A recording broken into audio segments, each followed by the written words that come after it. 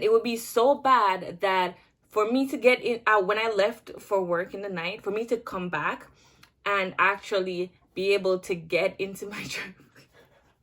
I'm so sorry, guys. I'm so sorry.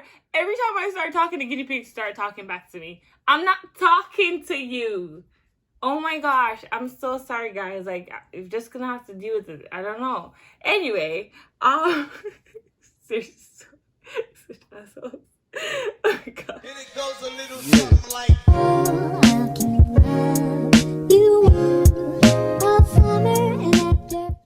hey guys, welcome back to my channel. It's just Olivia Lewis back again with another video for all those who are just coming. Hi, how are you?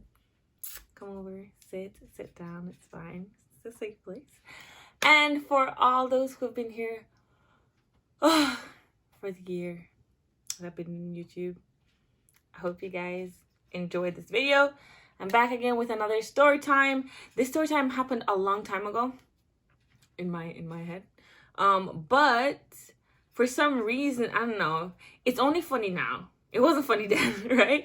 So now I can tell you guys a story time and feel like, okay, it's funny, right? So guys, just grab, I don't know, a cup of wine. This is not wine. This is just peach juice. You can turn it into wine though. If you want to see how to turn juice into wine, I'm gonna link the video somewhere up here. I don't know where I'm gonna link it. If I don't link it up here, I'm gonna link it down in the description, okay? And don't mind my piggies. I don't know why they're crying. I'm so sorry, guys. I know it's hot. Anyway, so let's jump right into the video. All right. So this happened when I was living with my mom about a year ago, right? It was December, and that's why I remember. It was December.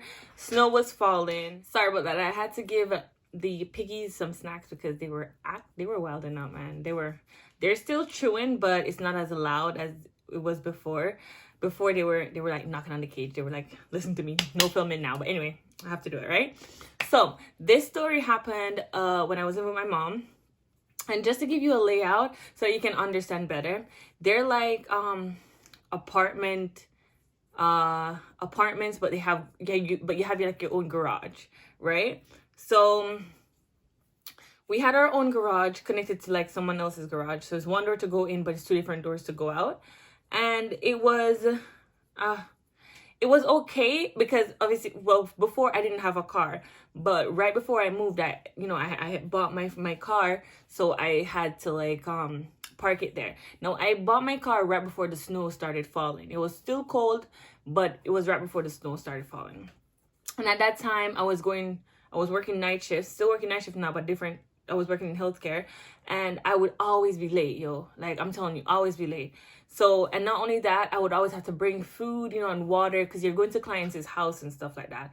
So I remember this one night, as you can see from the title, I'm just going to tell you guys the background story, and like, so you can understand why it was such a big deal, right? So I'm coming down, I'm going to work, I think it's around like 8, I would say. And the snow had been falling, but then it stopped earlier in the day. So it was like almost like it was icy. It wasn't like piled up snow, it was like icy, right? So I know it's icy, so I'm taking my time. And I make it down the stairs without falling, without slipping. And I have my water bottle in one hand, my bag in the other hand. I have my phone in my pocket. Like, I'm packed, right? And I'm tiptoeing down like the right, so when you come out of the front door, you have to kind of go around. So say if I come out the front door, like I'm coming towards you guys, then I have to go around the building to go to my garage. I could go to the back door, but nobody got time for that, right? And at that time, I think the piggies were blocking our back door, right? Because I had them on the floor at my mom's apartment. So I had to go around. So I went through the front door and then I went around. Go around. There's like a concrete walkway and then some more steps, and then I just turn and I'm there to my car, right? So right now I'm on the concrete like walkway, going almost like right at the turn to go down to the stairs. It's very poor lighting there, and you see, I never know, you don't notice these things until something happens to you, right? So you should be more mindful, right? So very poor lighting. It's just like a regular snow day. I'm taking my time, and all of a sudden I'm on the floor. I'm telling you, like, I can't even tell you guys what happened between me stepping and like pain. Like all of a sudden, I'm just on the floor.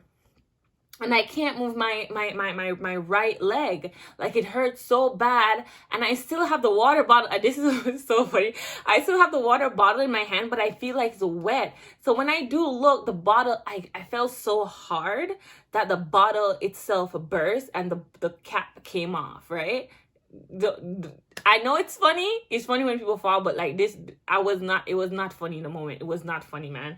So I'm there and I'm crying because it hurts so much. I feel like I can't move my leg.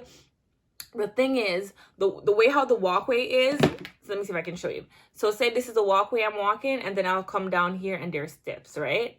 That's like 4 steps. So I'm here, and right at the corner is where I fell. So I fell right where the concrete meets the stairs. So this is concrete. There's dirt, like flower pots here. And I turn here like a sharp corner, and that's where I fell, right there. So it was excruciating pain. I was already like late, right? I was already late for work. Well, not late, but like I would reach like right on time. There was no room for error, right? Like if I were to like drive leisurely to work, I would have reached like 2-3 minutes to spare, which I call late, right? Because anything that happens on the road, you're definitely going to be late. But I literally laid on the floor for like 10-15 minutes. I don't know what. And I was contemplating like if I should call the ambulance, right? I don't know if anyone else does this, but I call my mom in times of like times I should call other people. I call my mom. Like if I should call the police or something, I call my mom. So I call my mom. I'm just like, oh my gosh, like I'm crying. Like she's on the phone. She's like, what? Oh, what? And I'm just crying because I can't even make all the words, man. I'm just like, I fell, and I finally told her like I fell. I can't feel like my right leg. I don't know. I can't see if it's broken. I don't know, right? I've broken my hand before.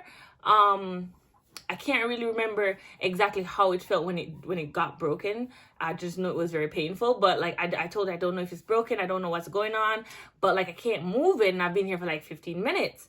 So she's like, okay, call the ambulance. Like wait like a minute, like see, like try to move it. She was like, try to move it, and if you literally put all your strength, you can't move it, call the ambulance, because obviously someone needs to come take you up, because she was at work at the time, right? So someone needs to come take me up off the floor. Like there's no way. So after like being on the phone with her for like 2-3 minutes, I started feeling my leg again, right? I think it was also shock, right? So I started feeling my leg, like I would say like the side of my leg. And it feels very swollen, but it went numb because I was laying on the floor, guys. So I was wearing just my scrubs, and if anyone knows how scrubs are, they're very thin. So I wasn't wearing a jacket. I wasn't wearing anything. I'm never ready for the winter, man. Never ready. So I was just wearing like my scrubs, right? So I start feeling my leg. So I'm just like, okay, well, I need to get to work, but I'm gonna have to tell someone I'm gonna be late. So I take out my phone. I hang up with my mom. I take out my phone. I'm just like, hey, I fell. I'm not sure if I need like a doctor or anything. I'm just gonna wait a little bit, and then if I feel like I can make it to work, I'll come to work, right? But I'll tell you like next 15 minutes. So I sat in the car. So I limped to my car. I sat in the car, and I'm telling you, limping to the car, I almost fell like 3 more times.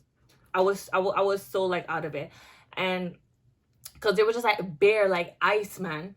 So I sat in the car, right, and I'm waiting in the car, and I start feeling like feelings, right? Like I'm like, okay, my feet is a little bit sore, but it's just like shock. That's what I'm thinking in my head. It's just shock, man. Like it's nothing much. It's just shock. Felt a little tender, felt a little swollen. It's just shock. So I'm like, so I call up my work. I'm like, hey guys, I'm coming, but it's gonna be a little bit late. Tell the person sorry, but like I'm really like I'm in some sort of pain right now. So I go to work. I get to work like 1 hour late, right? And I sat the whole time. Right? So I wasn't really feeling much. Like obviously you feel a little sore, but there's nothing else. The next morning, I get up out of the chair because I sit for like, sometimes at work I sit for like 12-11 hours, right? Because my shift is 12 hours and usually the person is in bed. So if I go and help them, I still sit back down. So I literally get up out of the chair, and I feel like my leg seizes up on me, and I was like, ooh, But I'm like, in my head, you know, you always come up with like things, like explanations. So like in my head, I'm just like, oh, it's just my leg because I fell. It's just like when you exercise, right? That's what I was thinking. When you exercise, right, your muscles get like tender because they've been dragged in a position that they've never been dragged before, right? So you're gonna be sore the next morning. Nah. So the next day, obviously bathed, I'm taking off my clothes, and I'm just like, wow, my leg looks unusually like lumpy. I'm not gonna, it's not lumpy. It was like, there was like two swellings, and it's not lumpy. It was like two protrusions, like right on my, like, say if it's like touch your lower hip, you go straight down, right there. Two protrusions. I was like, ooh, this is bad. So I showed it to my mom, and she's like, oh, you might need to go to the doctor because you don't know, like, if there's a bone shard, like, you don't know what's going on. You don't know if it's, like, bleeding, whatever. So I go to the doctor the next day because they didn't have any appointments, and I didn't want to go to, like, a walk-in. Because by the time I saw this, I was on my way to work again, right? Because I sleep in the days and I go to work in the nights. So by the time I saw this, all I could do was call to a clinic and make an appointment for the next day. So I made the appointment. I guess I could go to the hospital, but I didn't think it was that serious. So I went to the clinic, and they're like, oh, this could be like potentially really bad because of how it is and because of what we're feeling. So we need you to go take an x-ray and ultrasound. So I'm just like, oh my gosh, whatever. So my mom calls the landlord, didn't answer. I think she messaged him and say, like, you know, explain to him what was happening and that we're gonna wait on the results. And we also messaged the people who own the building. We message them just to make sure that they're away, because I'm just like, if I have to get surgery or some shit, I'm not paying for that shit. You have to pay for that, right? So we do that, and the doctor, like 2 days later, the doctor gets the ultrasound and the x-ray, and he's like, okay, well, we need to put you on medication, but it should be fine, right? There's no broken bones, there's just a lot of bruising and some internal bleeding. Because I had like a hematoma, so I had like 2 big hematomas on my leg. He's like, hopefully they'll go down on their own. If not, we'll take it from like there. But you do need antibiotics, and your muscles are like they were like spasm. Like my leg would like do this sometimes. So he's like, that can be because you probably like, put some pressure on them, and that's what happened. So they gave me some muscle relaxants and some other medication. I had like 2 or 3 medications, which made me so sick. And one of them made me sleep. Oh my gosh, that's another story. Oops. So now to the part with my landlord. So after I told my landlord all of this, he literally just completely ignored me, right? But anyway, we're gonna leave that at that, right? That's another story for another time. So what happened is that literally, I would say probably 2 weeks after that, I was still like limping. Not limping, so to speak, but like I couldn't do like a lot of things because of that leg. So I think I was just finishing up my medication, and I was still like limping, and I forgot to tell you. Also, I hit this bone right here. So this bone was very bruised also, so it would make my hand feel very like bad if I were to do anything. So I would say like a week and a half to 2 weeks after that, snow started falling. And we had a big snowstorm in Canada, right? Well, in Hamilton, like in Ontario. And because I would go to work in the night, what would happen is that I would go to work and the snow would fall. And the snow would fall so much that I wouldn't be able to go back in my driveway. So it got so bad that for me to actually go into my driveway, I would have to like shovel. Like when I left and I came back, it would be so high, which I'm gonna, of course, like show you guys a picture so you guys can see it, right? So I remember one night, so like this is like two, I would say I was just finishing my medication, because I remember I was still on my medication, but I had like 1 or 2 days left. And I literally came back from the apartment. So I parked my car the morning I got home, came back downstairs, and I saw a ticket on my car.